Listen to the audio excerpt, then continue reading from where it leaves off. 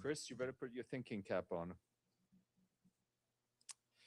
All right, good afternoon. In a short while, we will have a guest, Francisco Pinchon, resident coordinator in Cuba.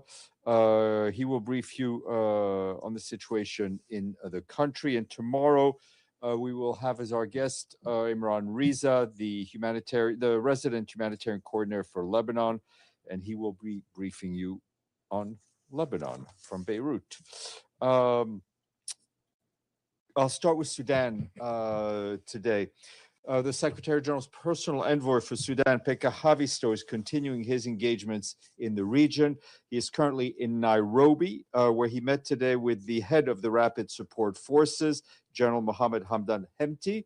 This follows his recent meetings with General al-Burhan, the president of the Transitional Sovereign Council of Sudan, and also meeting with authorities in Khartoum as part of his continuing inaugural discussions.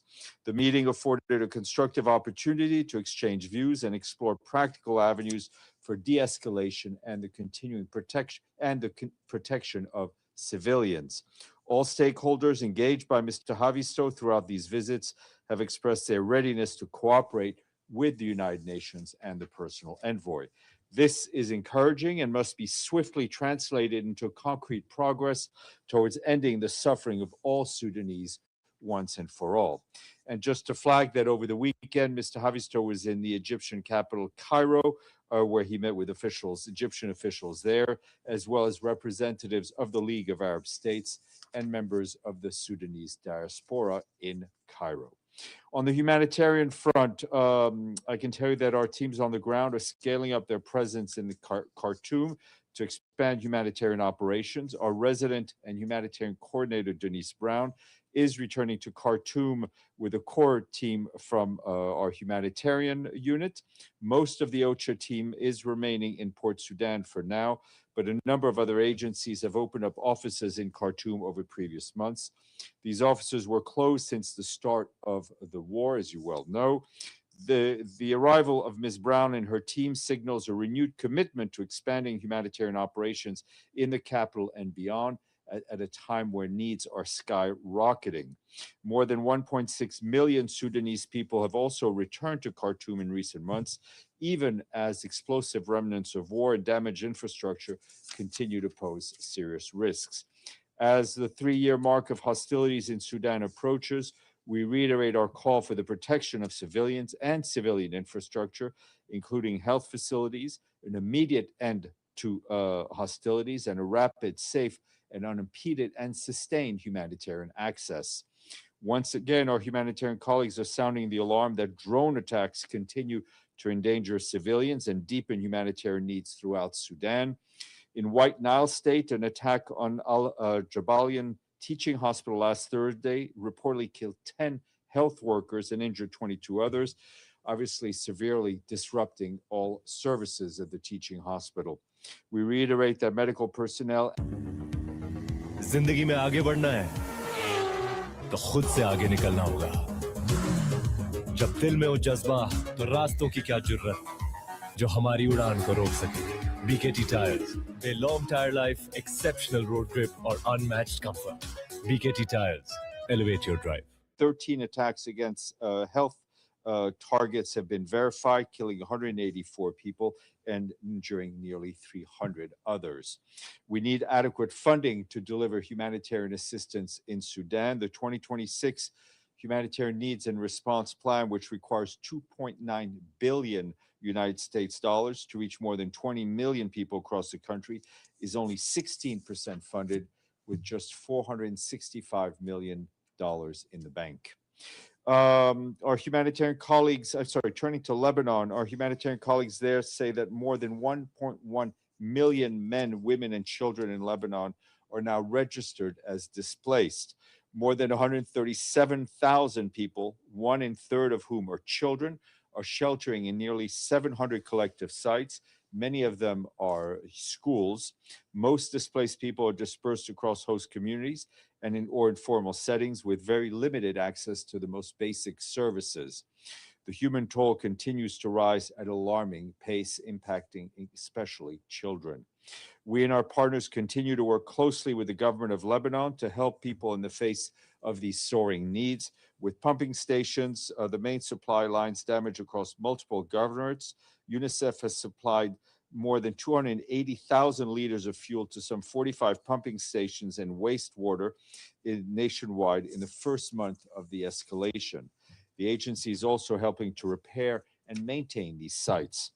Since the start of this escalation, we and our partners have also distributed more than 3 million meals and over 65,000 food parcels.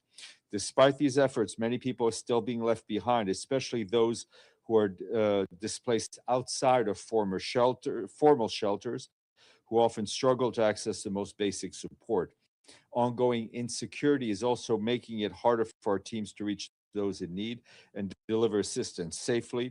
Our call to all remains urgent. De-escalate now. Respect international humanitarian law.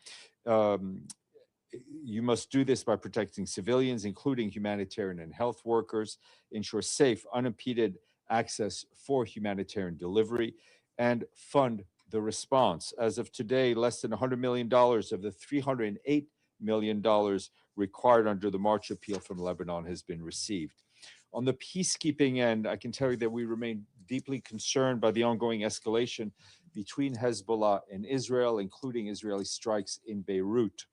UNIFIL peacekeepers report in their area of operations continued exchanges of rocket and artillery fire, airstrikes, and clashes on the ground, alongside an increased presence of Israeli forces and assets inside Lebanese territory.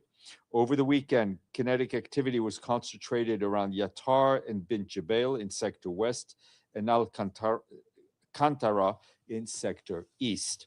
On Friday, an explosion occurred inside a UN position and El Edeis. 3 peacekeepers were injured, including 2 seriously. And again, in this case, the peacekeepers were Indonesians. All 3, the 2 most seriously injured personnel were medevaced to a hospital in Marayun, where they are now reported to be in stable condition. The less seriously injured personnel received on-site medical treatment.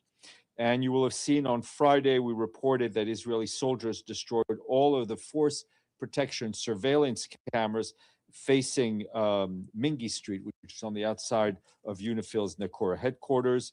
These cameras were positioned solely to monitor the immediate vicinity of our headquarters and ensure the safety and security of both military and civilian peacekeepers. We've conveyed our serious concerns to the IDF. And again, we urge all actors to uphold their obligations under international law and ensure the safety and security of UN personnel at all times. And a quick update for you from Gaza. Our colleagues at OCHA say that UNICEF and their partners have restored access to clean water in the south of the Gaza Strip after an airstrike on March 25th. This attack had curbed output at the southern Gaza seawater desalination plant to less than 20% of its normal capacity. OCHA says about 500,000 people in Deir al-Balah in the northern Mawasi area of Khan Yunis couldn't fully access drinking water as a result, despite UN-backed efforts to bring in clean water on trucks. And moving to Europe and Ukraine, our humanitarian colleagues there tell us that intensified attacks over the weekend killed 42 people, including a child, and injured some 200 others. Attacks also damaged health, education, energy facilities, disrupting water in several regions. This is according to what authorities are telling us. Our humanitarian colleagues note that more than 25,000 people have been displaced from Donetsk region so far this year. Our partners continue to support government-led evacuations, assisting the most vulnerable people, including those with limited mobility. Following the latest attack, our partners mobilized emergency assistance across multiple regions, providing medical and psychosocial support, as well as distributing food and other essential supplies, and support people with cash assistance. Our humanitarian coordinator for Ukraine, Matthias Schmale, stressed that under international humanitarian law, residents must be protected as they go about their daily lives. And you will have seen that on Thursday, the third session of the PrepCom for the entry into force of the BBNJ, the Beyond Borders and Natural Jurisdiction Agreement, ended on Thursday with a renewed commitment among stakeholders to advance the timely and effective implementation of the agreement. We thank delegations for their tireless work and dedication, as well as the co-chairs, Adam McCarthy of Australia and Ambassador Janine Felson of Belize, for their leadership, reaffirming the significance of the BBNJ agreement as a milestone for global ocean governance and the multilateral system. The first meeting of the Conference of the Parties will be held next year, 2027, the 11th to the 22nd of January, in accordance with the relevant provisions of the agreement. Today is the International Day for Sport and Development and Peace. This year's theme, Building Bridges, Breaking Barriers, reflects sport's unique role as a universal language that cuts across cultures and borders, advancing the UN's goal for development and peace. We have a quiz because we got some money. All right. This country has over 30 languages that are spoken, and it has some of the highest dunes in the world, which the tallest one stands 325 meters and is called Big Daddy. Listen to the cameraman from Al Jazeera, because he always knows. We thank our friends in Windhoek for their full payment to the regular budget. Namibia brings us up to 99. So we would say, good thinking, 99. There you go, for those of you who get that reference to 1970s television. Yes, Edie. Thank you, Steph. Does the Secretary General have any reaction to the threat by President Trump to blow up power plants, bridges, and other infrastructure if the Strait of Hormuz is not opened by tomorrow evening? Yes, I mean, we were alarmed by the rhetoric seen in that social media post that threatened American attacks on power plants, bridges, and other infrastructure should Iran not agree to a deal. The Secretary General has been very clear on issues regarding international law, and he urges yet again all parties to abide by their obligations.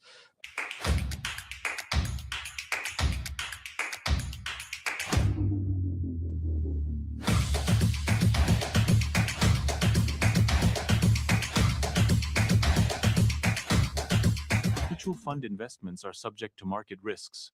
Read all scheme-related documents carefully. Incidental civilian harm. Once again, the Secretary General reaffirms that it's high time for the parties to stop this conflict, as there is no viable alternative to the peaceful settlement of international disputes. Yvonne Murray, RTE. Thank you. So such attacks could constitute war crimes in the Secretary General's view? They would constitute violations of international law. And I think whether something is a crime or not a crime would have to be decided by a court. But any attack on civilian infrastructure is a violation of international law, and a very clear one. Gabriel.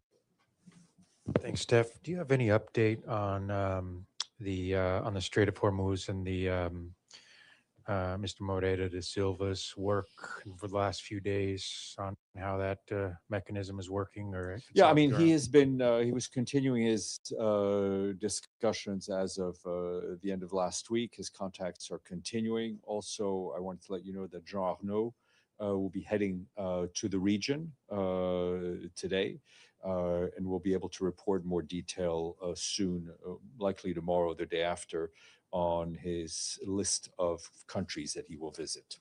And on UNIFIL, the investigation into the incidents that injured and killed the UNIFIL personnel are still under investigation? The investigation results are being processed right now. So as soon as I have something to share with you, I will. Okay. Abdelhamid, I see you. I assume you have a question if I see you, so go ahead. Thank you. Today, Al-Aqsa Mosque was stormed by Security Minister Ben Ghafir. although the mosque was closed for Muslim prayers for almost over a month. But yet bin Ghafir found the time and with his security to storm the Aqsa Mosque.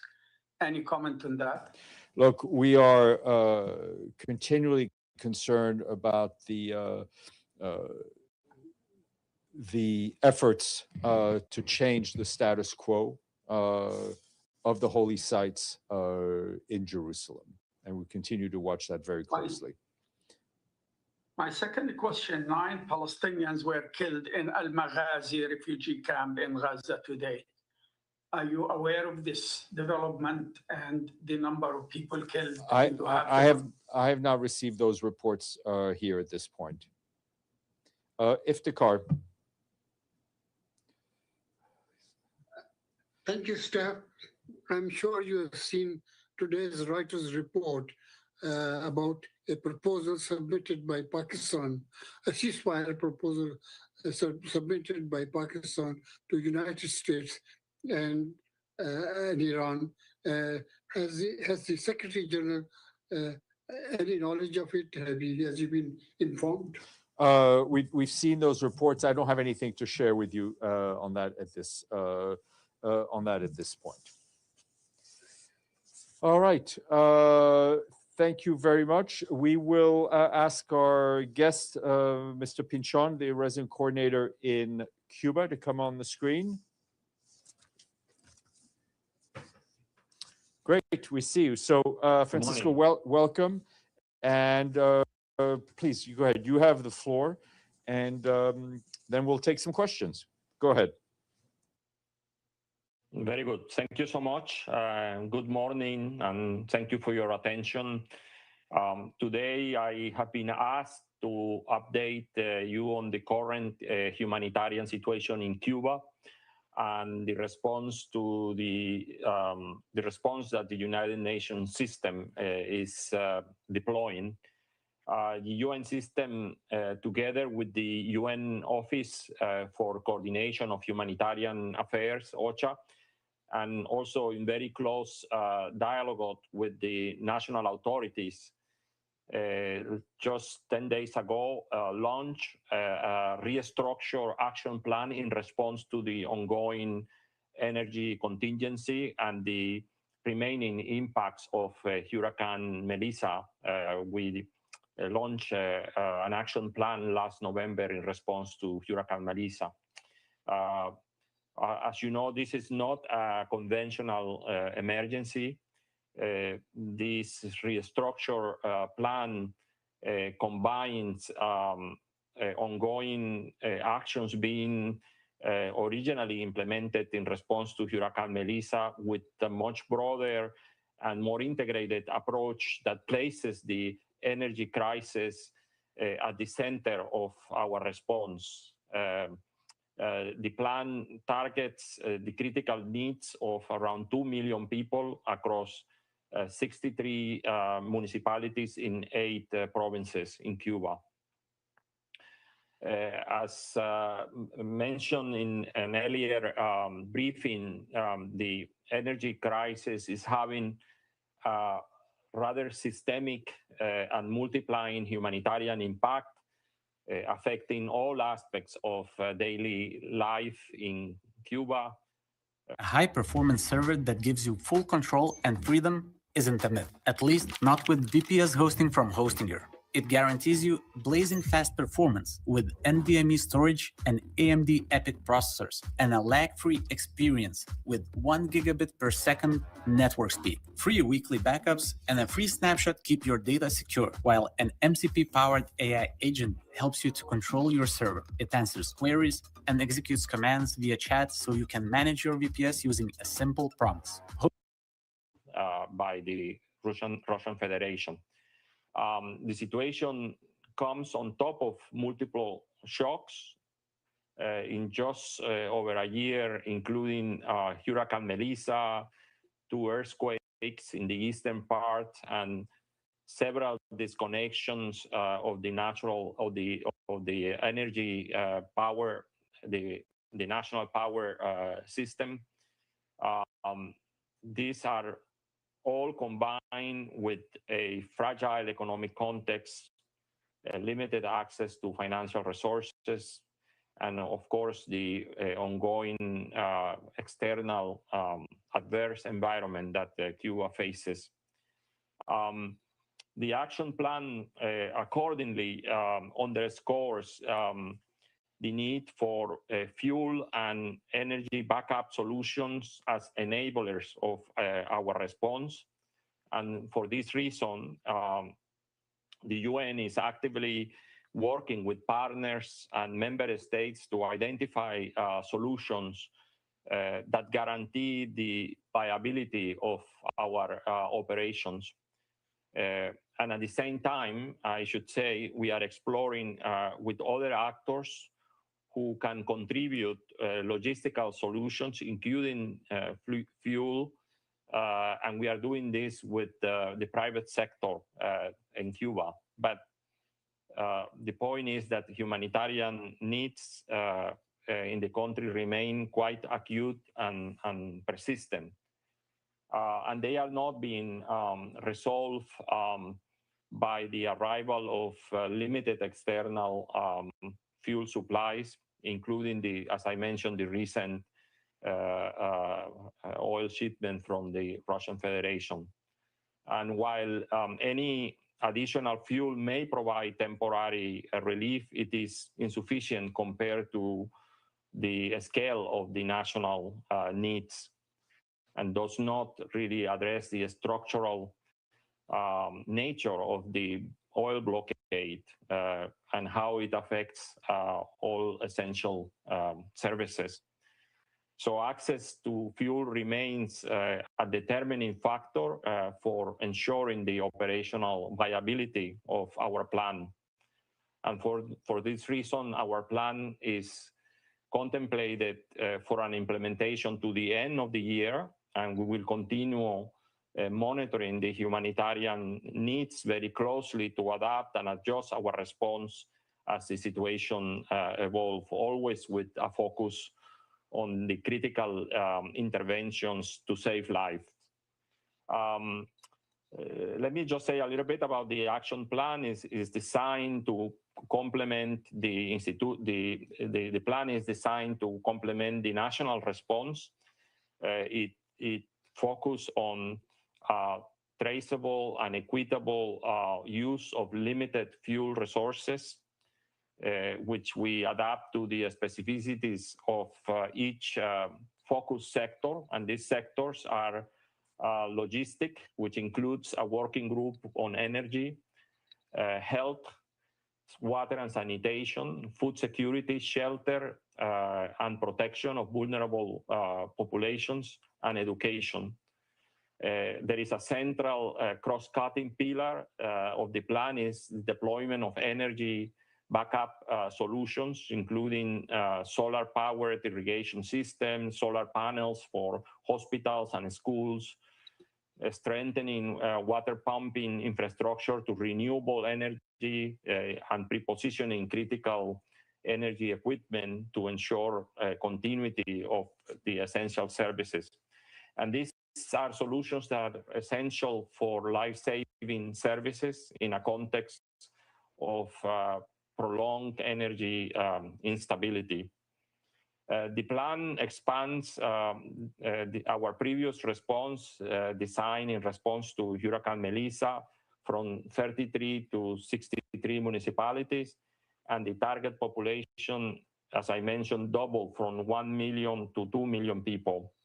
And to implement this response, we are mobilizing as a target $94.1 million US dollars, of which today we have already mobilized 26.2 million, mostly from the previous Melissa response. And that means that we have a funding gap of about $60 million. We believe this is a very critical window of opportunity to mobilize the additional resources. And of course, the role of the media is essential in raising awareness of the scale and the urgency of the situation that we face. I must say that since the last time I was here in this briefing,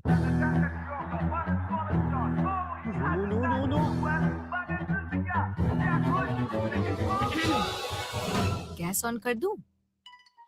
Presenting India's first Android chimney from Beyond Appliances. YouTube, serials, movies, sports. अब cooking के साथ entertainment भी. Beyond Appliances. Engineered to delight. For example, the national electrical system disconnected 3 times, leaving the country in the dark for a day, 2 days, while the energy was recovered. We have over 96,000 surgeries that have been postponed, including more than 11,000 surgeries for children. The national immunization program is also delayed, affecting around 3,000 children. We have about 1 million people that depend on water trucking for drinking water, and which are currently constrained by the fuel shortages. We have about 411,000 children and adolescents that are attending shortened school days. We have food security chains are all under severe stress because the lack of fuel affects the production, the irrigation, the collection, the preservation, and the commercialization processes in the food supply chains. And at the heart of the crisis are the most vulnerable groups.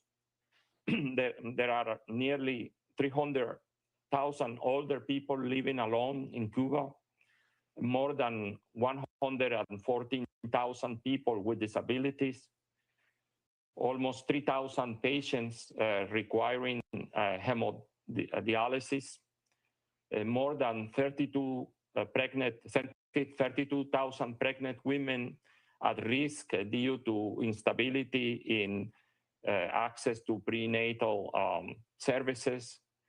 We have about 5 million people living with chronic illnesses who lack access to the required medications in a stable way. And as you know, Cuba is also the most aged country in Latin America, and this obviously further intensifies those vulnerabilities. These are individuals who depend on functioning systems, and they need doctors to reach health facilities, teachers to reach schools, and transportation systems to support children with disabilities and essential services. A final message is that our central objective as the UN in Cuba is really to protect life and support those in the greatest need. And this is really about ensuring that essential services continue to function even under the extraordinary constraints that we face. This is really about safeguarding dignity, and above all, it's about saving lives, and saving lives cannot really wait. Thank you, Stefan. Thank you very much. We'll go first to ED Lederer. Thank you very much, Mr. Pichon, on behalf of the United Nations Correspondents Association for doing this briefing. My name is Edith Lederer from the Associated Press. One follow-up and one question. On Hurricane Melissa, apart from the $94 million, has the United Nations been able to resume aid to the areas affected?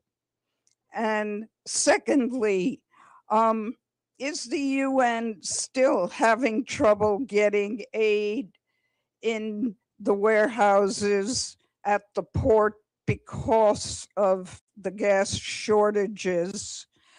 Or since the United States has said it's allowing some in the private sector to import gasoline, has the United Nations been able to take advantage of this and import some gasoline as well. Thank you. Francisco, please. Yes, thank you very much for those questions. Yes, of course, the implementation of our action plan in response to Hurricane Melissa has been affected severely by the fuel shortages. At the moment, I have information that about 170 containers of essential humanitarian goods that have already arrived in Cuba are imports. And this amount to about $6.3 million that are not reaching to beneficiaries because of the fuel shortages. And as I mentioned, as part of our efforts, we are at the moment, our humanitarian team is tendering a process to hire private operators who are able to import fuel.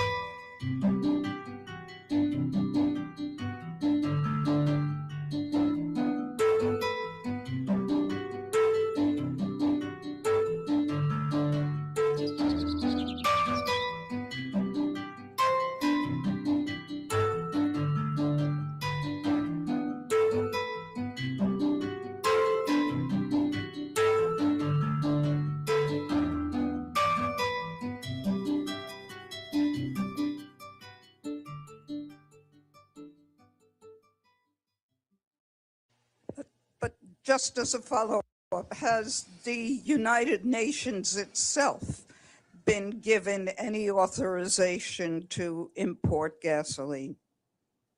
Yes. At the moment, there are ongoing dialogues between the UN Office of Coordination of Humanitarian Affairs in New York with representatives of the US mission at the UN and with support of some member states to try to secure concordance to be able to bring fuel to Cuba to support our humanitarian response and ensure that we can safeguard essential services. But these are ongoing, these dialogues are ongoing, and we hope that we have a solution soon to ensure the operational viability of our entire plan. Thank you. Alex? Thank you so much, sir, for doing this. This is Alex with Russia's RIA Novosti News Agency. I have a follow-up on what you just said. You mentioned that you're exploring with other actors, how they can contribute logistical solutions, including fuel. Is it just private sector actors or some state actors? Thank you.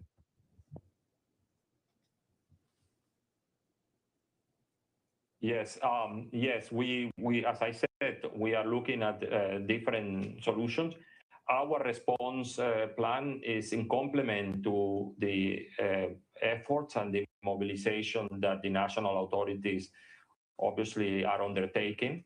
I mean, it's an issue of fuel, and as I mentioned in my previous response, but we are also working with private sector to ensure that we can support hospitals and schools with backup energy solutions that based on renewable resources as well. That's a very important part of our response to mobilize energy alternative to safeguard essential services. And already in Cuba, there is quite developed private sector focusing on renewables and transition to renewable systems, which we are obviously working with to ensure that those are part of the solutions that we can generate as part of our response plan.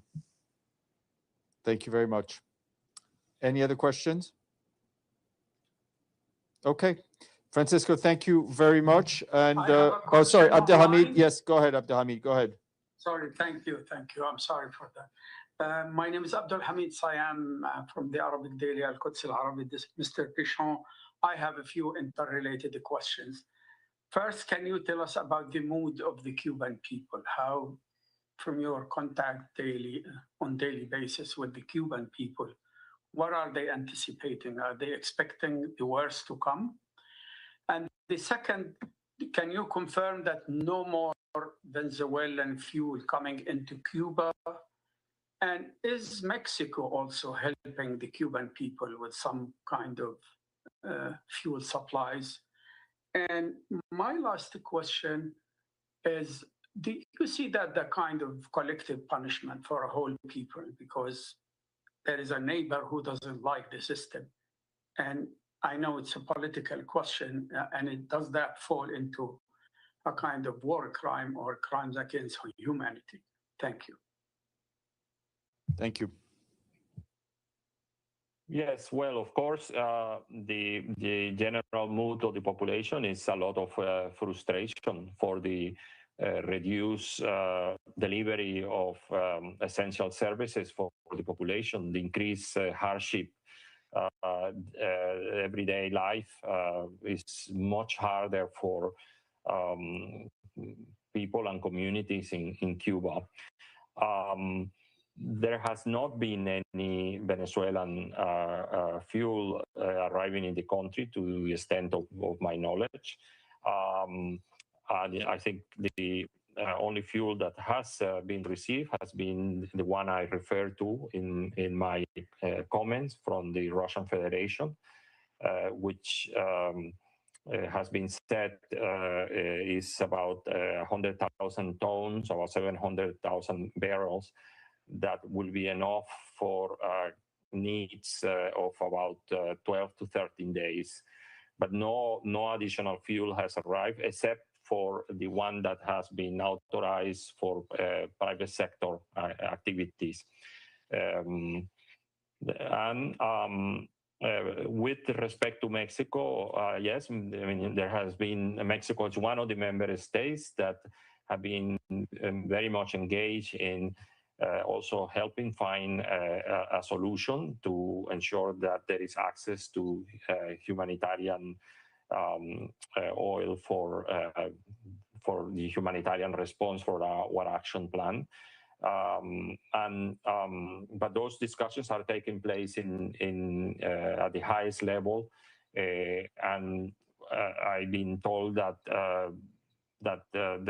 there could be a solution, but we are waiting because, as I mentioned, the operational viability of our plan depends on access to humanitarian oil. Of course, we are making every effort to ensure that we work with private sector and are able to tap into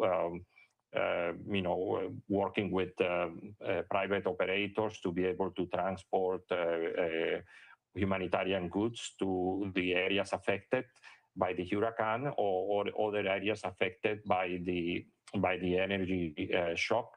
But this effort is really focusing more on mobilizing the items that are already imports in Cuba and that need to be transported to beneficiaries. The scale, obviously, of the need is much, much greater than what could be resolved through these private operators in the country. Thank you. Thank you very much. Francisco, thank you. And we hope to see you back soon, but thank you for coming here today. Thank you. Thank you. Thank you.